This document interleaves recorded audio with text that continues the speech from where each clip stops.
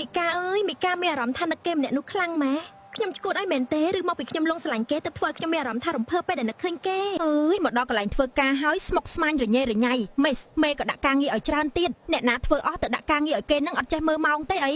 អូយមេអើយមេដាក់ការងារថែមឲ្យខ្ញុំទៀតហើយអត់ចេះធ្វើខ្លួនឯងខ្លះទេអីបានយកមកឲ្យខ្ញុំធ្វើច្រើននេះខ្ញុំក៏ចេះហត់ដែរលើហើយការងារច្រើនទៅដល់ម៉ោងខ្ញុំទៅផ្ទះហើយនៅដាក់ការងារឲ្យទៀតខ្ញុំធ្វើការរួចទៅមេអើយថ្ងៃនេះជាថ្ងៃសម្រាប់របស់ខ្ញុំ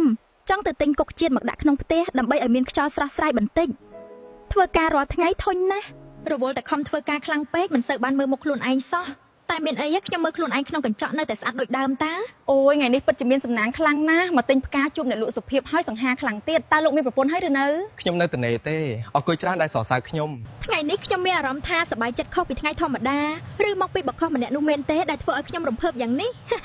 ខ្ញុំពិជារីករាយណាស់អូយខ្ញុំអើយមានអារម្មណ៍ថានឹកគេម្នាក់នោះខ្លាំងម៉ែខ្ញុំឈួតឲ្យមែនទេឬមកពីខ្ញុំលងស្រឡាញ់គេទៅធ្វើឲ្យខ្ញុំមានអារម្មណ៍ថារំភើបពេលដែលនឹកឃើញគេខ្ញុំមានអារម្មណ៍នឹកគេខ្លាំងណាស់ខ្ញុំទ្រាំមិនបានទេយកលុយសន្សំរបស់ខ្ញុំទាំងអស់ទៅទិញគាត់ទៀតសិនដើម្បីជួបមុខគេទៀត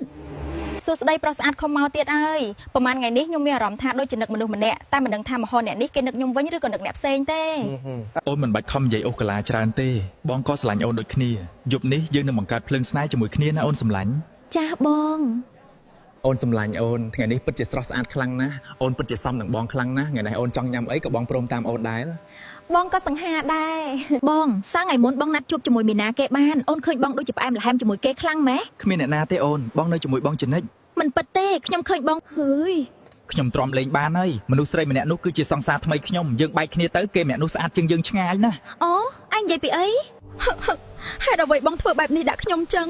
អូនខំស្រឡាញ់បងអស់ពីចិត្តតែចុងក្រោយបងក្បត់អូនទៅមានស្រីថ្មីអូនជួយចាប់ខ្លាំងណាស់អ្នកទាំងអស់គ្នាបើមើលមកដល់ត្រឹមនេះអ្នកទាំងអស់គ្នាជួយចុច like follow ឲ្យខ្ញុំម្នាក់មួយផងណាដើម្បីឲ្យ admin មានកម្លាំងចិត្តធ្វើវីដេអូបន្តទៀត